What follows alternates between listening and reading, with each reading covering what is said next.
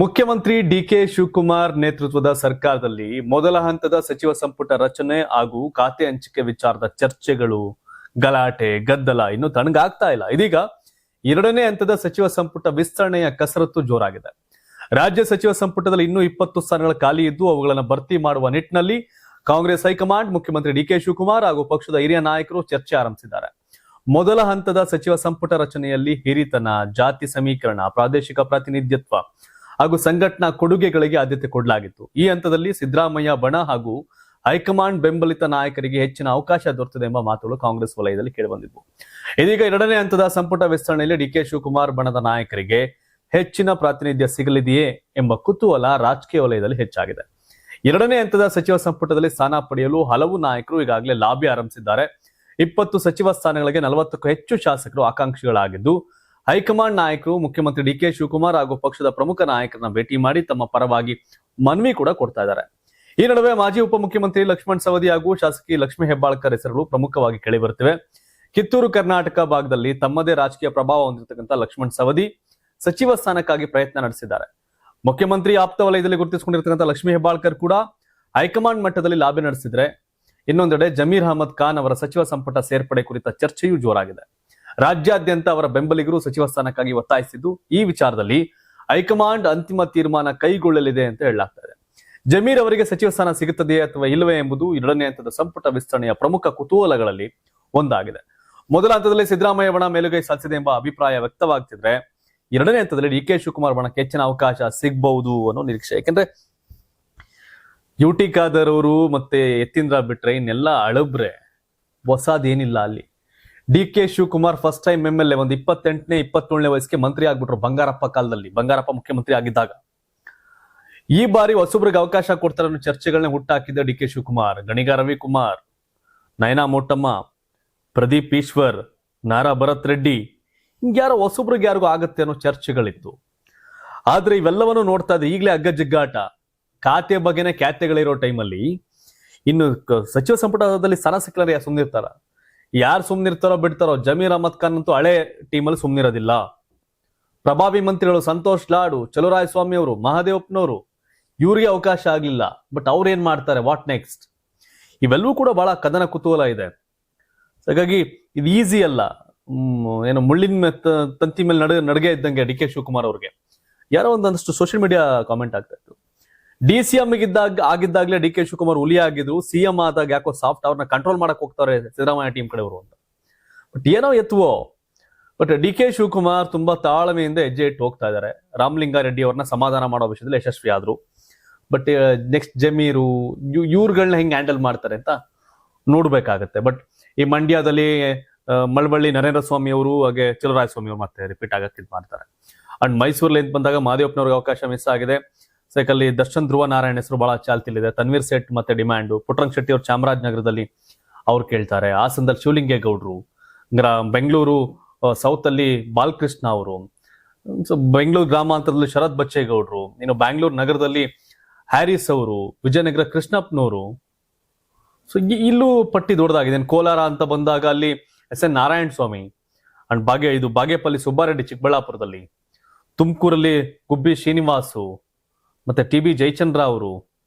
ಹಂಗೆ ಹೋಗ್ತಾ ಹೋಗ್ತಾ ಹೋಗ್ತಾ ಹೋಗ್ತಾ ಪಟ್ಟಿ ದೊಡ್ಡದಿದೆ. ನಾಟ್ ಓನ್ಲಿ 60 ದಾಟತ್ತಿದು. ಇಂಡಿಯಾ ಯಶವಂತರಾಯ ಗೌಡ ಪಾಟೀಲ್, ಲಕ್ಷ್ಮಣ್ ಸವದಿ ಅವರು first time Congress MLA. MLA ಸೋತಾಗ್ಲೂ ಅವ್ರನ್ನ MLC ಮಾಡಿ DCM ಮಾಡಿದ್ದು BJP ಅವರು. Congress first time MLA Laxman Savadi. Lingayat ಕೋಟದಲ್ಲಿ ಲಕ್ಷ್ಮೀ ಹೆಬ್ಬಾಳ್ಕರ್ ಇದ್ದಾರೆ, ಇನ್ನೂ ಅಲ್ಲೇ ಬೆಳಗಾವಿಲಿ. ಕಾಂಗ್ರೆಸ್ ಪಕ್ಷದಲ್ಲೇ ದುಡ್ದು ಬಹಳಷ್ಟು ಬಾರಿ ಗೆದ್ದವ್ರು ಇನ್ನೂ ಅಲ್ಲೇ ಅವರೇ. ಹಾಗಾಗಿ ಇದೇನು ಸುಲಭ ಅಲ್ಲ. ಫಸ್ಟ್ ಟೈಮ್ ಕಾಂಗ್ರೆಸ್ ಅಲ್ಲಿ ಗೆದ್ದವ್ರಿಗೆ ಹೆಂಗ್ ಕೊಟ್ರಿ ಅಂತ ಕೇಳ್ತಾರೆ ಕೆಲವರು. ಅವ್ರು ಬೇರೆ ಪಾರ್ಟಿಲಿ ಇದ್ದಾಗ ಅಧಿಕಾರ ಅನುಭವಿಸ್ತಾರೆ, ಇಲ್ಲಿ ಬಂದ್ರು ಅಧಿಕಾರ ಅನುಭವಿಸ್ತಾರೆ, ಹೆಂಗ್ ಕೊಟ್ರಿ ಅಂತ ಕೇಳ್ತಾರೆ. ಹಾಗಾಗಿ ಪುನರ್ ವಿಸ್ತರಣೆ ಅಂತಂದಾಗ ಇದು ಪ್ರಾಬ್ಲಮ್ ಕೂಡ ವಿಸ್ತರಣೆ ಆಗುತ್ತೆ. ತೀವ್ರ ಕುತೂಹಲ ಮತ್ತು ಚರ್ಚೆಗೆ ಕಾರಣವಾಗಿದ್ದ ಹಿರಿಯ ಕಾಂಗ್ರೆಸ್ ನಾಯಕ ರಾಮಲಿಂಗಾರೆಡ್ಡಿ ಸಚಿವ ಸ್ಥಾನಕ್ಕೆ ರಾಜೀನಾಮೆ ಕೊಟ್ಟಿದ್ದೇನು ಹೈಡ್ರಾಮಾ ಆಯಿತು, ಅದು ಕೊನೆಗೆ ತೆರೆ ಬಿದ್ದಿದೆ. ಸಾಲು ಸಭೆಗಳ ಬಳಿಕ ರಾಮಲಿಂಗಾರೆಡ್ಡಿ ತಮ್ಮ ರಾಜೀನಾಮೆಯನ್ನ ವಾಪಸ್ ಪಡೆದಿದ್ದಾರೆ. ಅಲ್ಲಿಗೆ CM ಡಿಕೆ ಶಿವಕುಮಾರ್ ಹಾಗೂ ರಾಜ್ಯ ಕಾಂಗ್ರೆಸ್ ಉಸ್ತುವಾರಿ ರಣದೀಪ್ ಸಿಂಗ್ ಸುರ್ಜೇವಾಲಾ ರಾಮಲಿಂಗಾರೆಡ್ಡಿ ಮನವೊಲಿಸುವಲ್ಲಿ ಯಶಸ್ವಿಯಾಗಿದ್ದಾರೆ. ಈ ಬಗ್ಗೆ ರಣದೀಪ್ ಸಿಂಗ್ ಸುರ್ಜೇವಾಲಾ ಸ್ಪಷ್ಟನೆ ಕೊಟ್ಟಿದ್ದಾರೆ. ಬೆಂಗಳೂರಿನ ತಾಜ್ ವೆಸ್ಟ್ ಎಂಡ್ ಹೋಟೆಲ್ನಲ್ಲಿ ರಾಮಲಿಂಗಾರೆಡ್ಡಿ ಮತ್ತು ಕೃಷ್ಣ ಬೈರೇಗೌಡ ಜೊತೆಗೆ ರಾಜ್ಯ ಕಾಂಗ್ರೆಸ್ ಉಸ್ತುವಾರಿ ರಣದೀಪ್ ಸಿಂಗ್ ಸುರ್ಜೇವಾಲಾ ಎಂದು ಚರ್ಚೆ ಮಾಡಿದ್ರು. ಸುಮಾರು 1 ಗಂಟೆ ಕಾಲ ಸಮಾಲೋಚನೆ ಮಾಡಲಾಗಿದೆ. ಸಭೆ ಬಳಿಕ ಮಾಧ್ಯಮದವರೊಂದಿಗೆ ಮಾತನಾಡಿದಂತ ರಣದೀಪ್ ಸಿಂಗ್ ಸುರ್ಜೇವಾಲಾ, ರಾಮಲಿಂಗಾರೆಡ್ಡಿ ತಮ್ಮ ರಾಜೀನಾಮೆ ವಾಪಸ್ ಪಡೆದುಕೊಂಡಿದ್ದಾರೆ, ಅವರು ಸಚಿವ ಸಂಪುಟದಲ್ಲಿ ಮುಂದುವರಿಯಲಿದ್ದಾರೆ ಅಂತ ಹೇಳಿದ್ರು. ರಾಮಲಿಂಗಾರೆಡ್ಡಿ ಪಕ್ಷದ ಹಿರಿಯ ನಾಯಕರು, ಹಲವು ಸಲ ಸಚಿವರಾಗಿ ಕೆಲಸ ಮಾಡಿದ್ದಾರೆ. ಸಿಎಂ ಡಿಕೆ ಶಿವಕುಮಾರ್, ಕೆಪಿಸಿಸಿ ಅಧ್ಯಕ್ಷರ ಜೊತೆ ಉತ್ತಮ ಬಾಂಧವ್ಯ ಹೊಂದಿದ್ದಾರೆ. ಅವರು ಕಾಂಗ್ರೆಸ್ ಆಸ್ತಿ.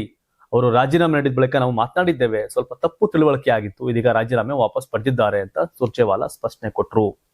ಇನ್ನು ಬಿಜೆಪಿ ವಿರುದ್ಧ ಕಿಡಿಕಾರಿದ ಸುರ್ಜೇವಾಲಾ, ರಾಮಲಿಂಗಾರೆಡ್ಡಿ ರಾಜೀನಾಮೆ ವಿಚಾರದಲ್ಲಿ ಬಿಜೆಪಿ ಗೊಂದಲ ಸೃಷ್ಟಿ ಮಾಡ್ತಿದೆ.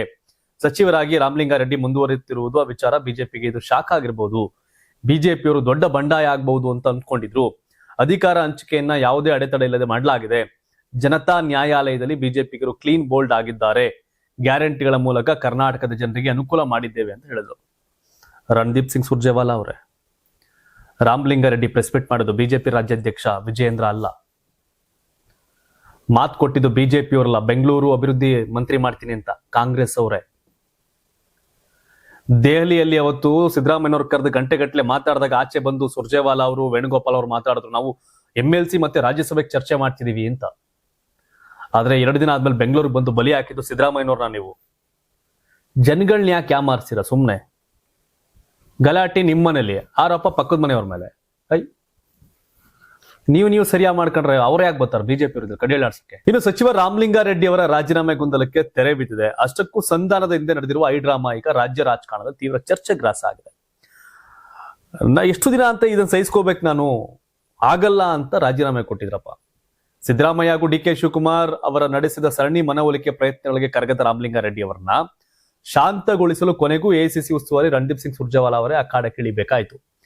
ಬೆಂಗಳೂರು ನಗರಾಭಿವೃದ್ಧಿ ಇಲಾಖೆ ಕೈತಪ್ಪಿದ್ದಕ್ಕೆ ಅಸಮಾಧಾನಗೊಂಡಿದ್ದ ರಾಮಲಿಂಗಾರೆಡ್ಡಿ ಅವರನ್ನ ಸಮಾಧಾನ ಪಡಿಸೋಕೆ ನಿನ್ನೆ ತಡರಾತ್ರಿವರೆಗೂ ಮಾಜಿ ಮುಖ್ಯಮಂತ್ರಿ ಸಿದ್ದರಾಮಯ್ಯ ಹಾಗೂ ಮುಖ್ಯಮಂತ್ರಿ ಡಿಕೆ ಶಿವಕುಮಾರ್ ಕಸರತ್ತು ನಡೆಸಿದ್ರು, ಯಾವುದೇ ಫಲ ಕೊಟ್ಟಿರಲಿಲ್ಲ. ಆದ್ರೆ ಎಂದು ರಣದೀಪ್ ಸಿಂಗ್ ಸುರ್ಜೇವಾಲಾ ಅವರು ರಾಮಲಿಂಗಾರೆಡ್ಡಿ ಅವರೊಂದಿಗೆ ಸತತ 1.5 ಗಂಟೆಗೂ ಅಧಿಕ ಕಾಲ ನಡೆಸಿದ ಸುದೀರ್ಘ ಗುಪ್ತ ಮಾತುಕತೆಯ ಬಳಿಕ ಬಿಕ್ಕಟ್ಟು ಶಮನ ಆಗಿದೆ.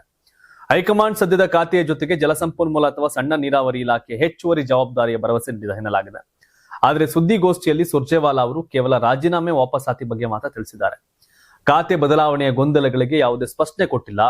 ಇತ್ತ ಕೋಲಾರದಲ್ಲಿ ಈ ಕುರಿತು ಪ್ರತಿಕ್ರಿಯೆ ಕೊಟ್ಟಂತ ಮುಳಬಾಗ್ಲು ಶಾಸಕ ಕೊತ್ತೂರು ಮಂಜುನಾಥ್, ಮುಳಬಾಗ್ಲು ಶಾಸಕ ಸಮೃದ್ಧಿ ಮಂಜುನಾಥ್ ರಾಮಲಿಂಗಾರೆಡ್ಡಿ ಅವರ ಕಾರ್ಯವೈಖರಿನ ಮುಕ್ತ ಕಂಠದಿಂದ ಶ್ಲಾಘನೆ ಮಾಡಿದ್ರು. ಇವರು ಕೋಲಾರ MLA ಕೊತ್ತೂರು ಮಂಜುನಾಥ್ ಅವರು ಶ್ಲಾಘನೆ ಮಾಡಿದ್ರು. ಇಲ್ಲಿಯವರೆಗೆ ಇದ್ದ ಸಚಿವರ ಪೈಕಿ ರಾಮಲಿಂಗಾರೆಡ್ಡಿ ಅವರೇ ಬೆಸ್ಟ್ ಮಿನಿಸ್ಟರ್. ಅವರಿಗೆ ಯಾವುದೇ ಗನ್ಮ್ಯಾನ್ ಇಲ್ಲ, PA ಅಬ್ಬು ಬಿಬ್ಬು ಇಲ್ಲ. ಯಾರು ಫೋನ್ ಮಾಡಿದ್ರು 100% ತಾವೇ ರಿಸೀವ್ ಮಾಡ್ತಾರೆ. ಒಂದು ವೇಳೆ ಬಿಸಿ ಇದ್ರೆ ಕಡ್ಡಾಯವಾಗಿ ಕಾಲ್ ಬ್ಯಾಕ್ ಮಾಡ್ತಾರೆ. ಅತ್ಯಂತ ಬುದ್ಧಿವಂತರು. ಆದ್ರೆ ಮಂತ್ರಿ ಆದವರಿಗೆ ಕೆಲಸ ಮಾಡೋಕೆ ಯಾವ ಖಾತೆ ಆದ್ರೇನು, ಎಂತವುದೇ ಖಾತೆ ಬೇಕು ಅಂತ ಪಟ್ಟು ಹಿಡಿಯೋದು ತಪ್ಪು ಅಂತ ಹೇಳಿದ್ರು. ರಾಮಲಿಂಗಾರೆಡ್ಡಿನ ಫುಲ್ ಹೊಗಳ್ಬಿಟ್ರು ಕೊತ್ತೂರು ಮಂಜುನಾಥ್ ಕೋಲಾರ MLA. ಆದ್ರೆ ಅದೇ ಯಾಕಂತ ತಡೆ ಹಿಡಿಬೇಕು ಅಂತ ಕೇಳ್ತಾರೆ.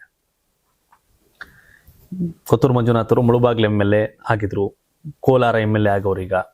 ಆದ್ರೆ ರಾಮಲಿಂಗಾರೆಡ್ಡಿ 18 MLA. ಅವ್ರ ಜೂನಿಯರ್ಸ್ ಒಳ್ಳೆ ಖಾತೆ ತಗೊಂಡಾಗ ಇವ್ರ ಖಾತೆ ಬೇಕು ಅಂತ ಅನ್ಸುತ್ತೆ. ಫ್ರೀ ಬಸ್ ಬಿಟ್ಬಿಟ್ಟು ಸಾರಿಗೆ ಇಲಾಖೆ ನಡೆಸಿದ್ರೆ ಏನ್ ನಡೆಸ್ತಾರೆ?